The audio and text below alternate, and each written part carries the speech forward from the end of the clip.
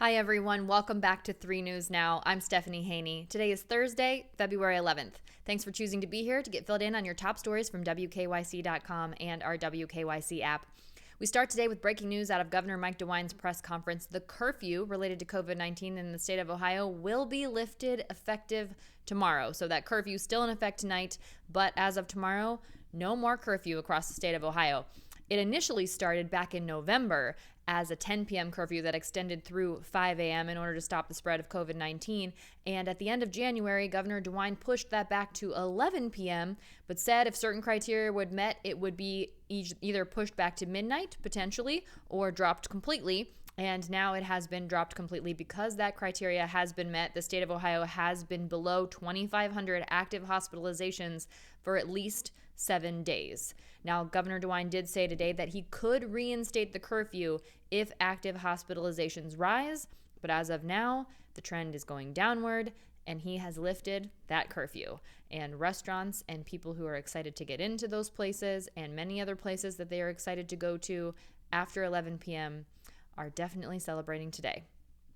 The governor also talked about more vaccine eligibility starting next week in Phase 1B. So still Phase 1B in Ohio, but expanding that eligibility. This will include people with certain conditions that they were born with, and also people who have conditions that they were diagnosed with in childhood and have carried with them into adulthood. So those people who are under the age of 65 will also be able to start registering for COVID vaccines and getting those vaccines next week. Some of those conditions include sickle cell anemia, Down syndrome, and people who are born with certain severe heart defects, as well as people with type 1 diabetes, severe forms of it, who have been hospitalized for treatment for it within the last year. Now, that's not all of the categories that are included. We've got a breakdown of those on WKYC.com.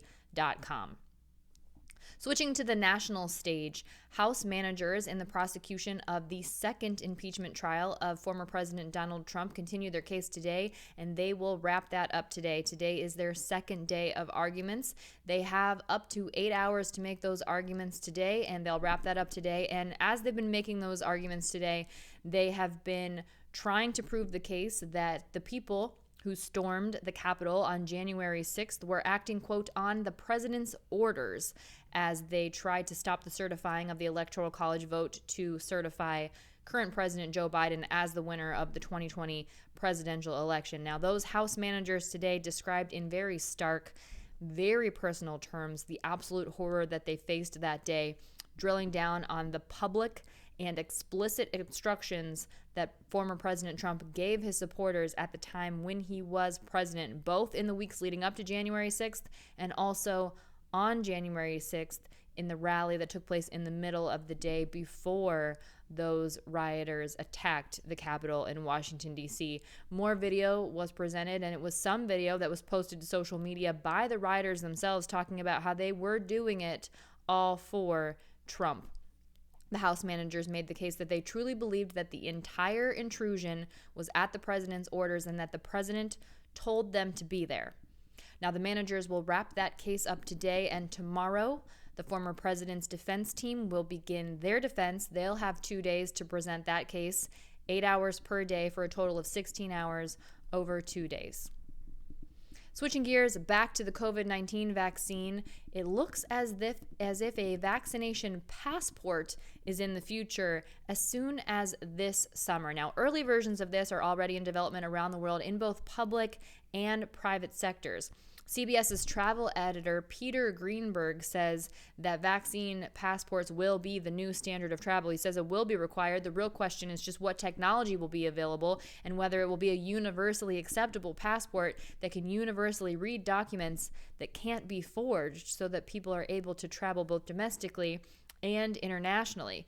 Greenberg said that some governments are already doing it, that Denmark is creating a digital passport for its citizens, and that passport will have all of your current medical information that can be updated on a digital card. Digital versions are the ultimate goal, but Greenberg says early models will most likely be physical, like models created by award-winning scientist and inventor Isaac Daniel.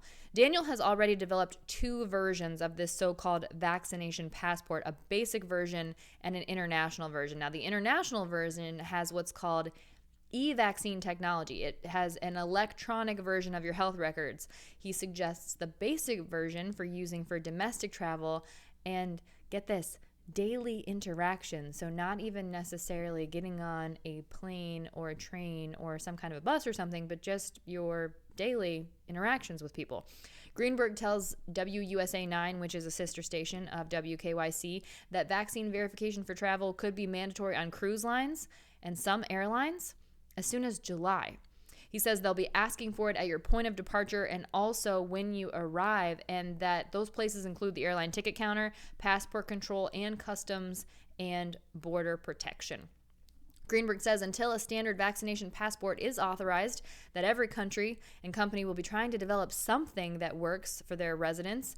And if you want to order Isaac Daniels' vaccination passport, we have a link to do that on WKYC.com. Again, that's a physical version that has both an international and a basic element to it. It is a physical version, but that international version has e-vaccine technology that can be updated electronically.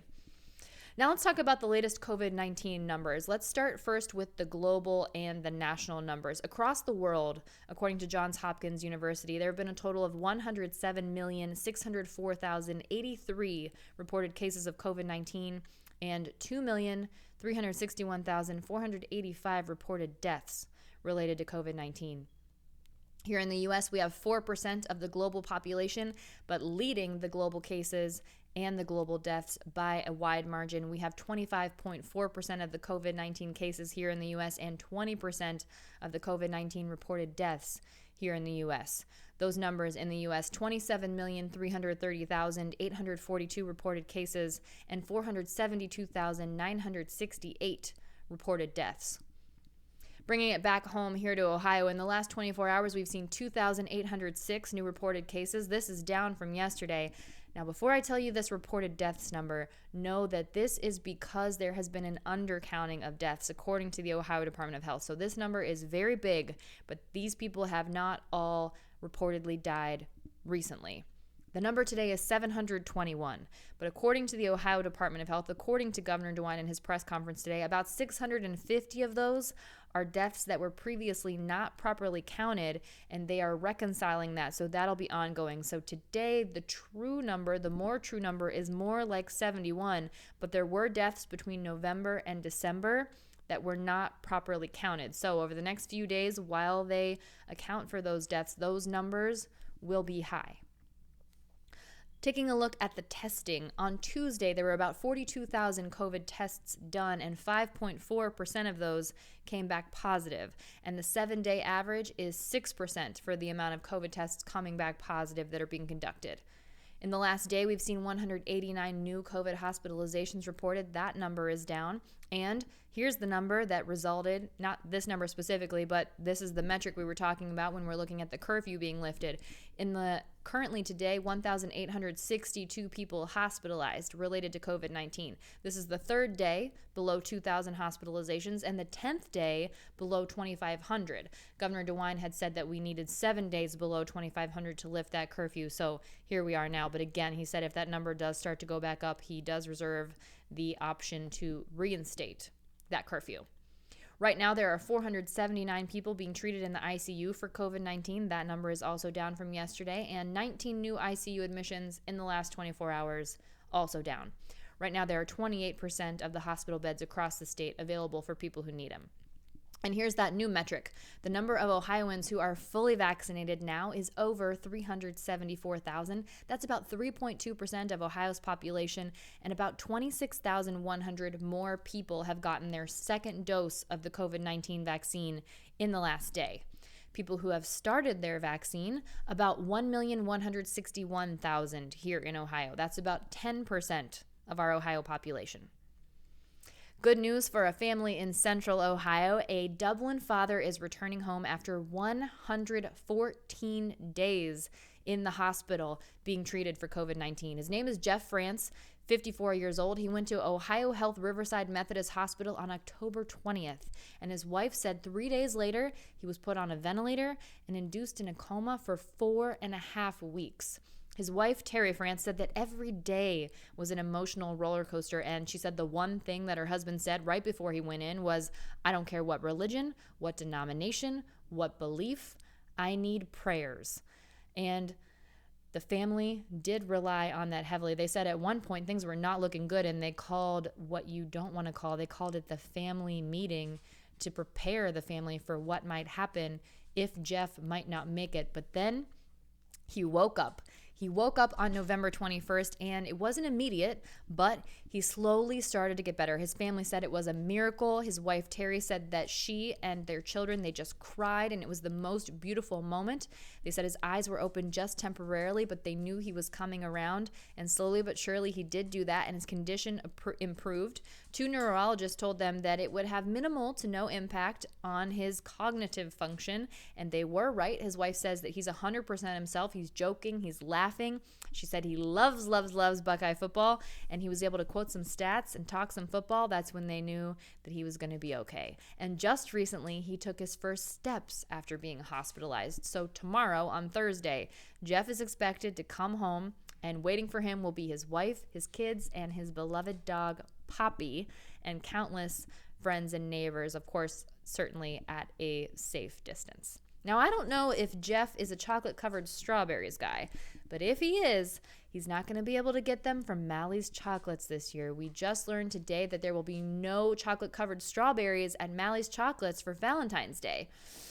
The reason behind this, owner Dan Malley told 3 News, is because California and Florida had a very wet growing season, and quality strawberries have been hard to find. Dan said that they're not up to everyday standards, and they're charging more for them, and they're not of the proper quality. He said he tried 11 different vendors, so what they'll do instead is they'll double down on grapes, chocolate-covered grapes. So those are for sale starting today. Here's what Dan said. He says, just a hiccup, first time in 20 years, we don't want to put something out that we're not proud of. He said they want quality, we want customers for life.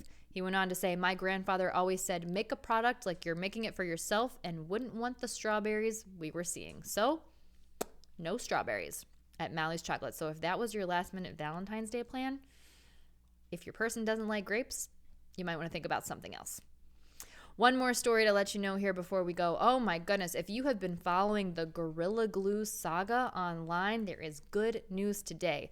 Tessica Brown, after a 2 to 3 day procedure, this is normally a $12,000 procedure, by the way, with a Beverly Hills plastic surgeon, her hair is finally free of the Gorilla Glue. If you're not familiar with what happened, this poor woman used Gorilla Glue on her hair to try and smooth it down, confusing it with a different hair product. Some people on social media bringing up Gorilla Snot, which is a common product that's used. It's a very strong product that's used for mohawks and smoothing things and things like that. Looks the same. It's got a very similar packaging. It's got the word Gorilla on it, but it's not Gorilla Glue. Gorilla Glue is a very strong crafting adhesive. She put it on her hair, and she said a month later, she still couldn't even get through her hair to wash it. She posted a video of it about a month into this saga. Well, thankfully, this plastic surgeon saw it, reached out to her, offered to do the procedure for free, and TMZ posted a video of her being able to run her fingers through her hair. Now, she did have to cut off her ponytail. She had a long ponytail. She had to cut it off because she was in pain. Her hair couldn't move. It had been stuck that way for over a month at this point. But the glue is off this woman's head. Thank goodness. Now, people have really been supporting Tessica, and they have reached out. There was a GoFundMe page that was created to her benefit, and the original goal was $1,500, but it's raised almost $21,000 already. If you want to check that out, we have that linked on WKYC.com. She said she was relieved. She said she was bummed in the video, though, that she had already cut off her ponytail. But thankfully, the glue is out of her hair. Whew. Best wishes to you, Tessica. I cannot even imagine. All right, that's it for your 3 News Now update for Thursday, February 11th. If you haven't checked it out yet, the 3 Things to Know podcast is live right now. It's all about the 5 love languages. That's with Dr. Gary Chapman. He literally wrote the book on the love languages. It's called The 5 Love Languages, The Secret to Lasting Love. So check that out. Just search for 3 Things to Know with Stephanie Haney wherever you get your podcasts. I'll see you next up on What's New at 5 p.m. with your trending stories in the Clicking in Cleveland segment. And a reminder for you, we want to hear about your not so great Valentine's Day stories. So I'll be asking for those today in that trending stories segment. You can text them to us at 216-344-3300. You can send them to us if you've got photo or video, even to go along with it, in the WKYC app using the Near Me feature, or you can post them on our Facebook page, and you can even just post them on social media using hashtag 3Valentine. Lots of ways to share those stories that hopefully we can all laugh about together. Maybe there's some distance between that happening. All right, that's it. Everybody enjoy your afternoon. Stay safe and be well, and I'll see you back here tomorrow for more 3 News Now. I'm Stephanie Haney.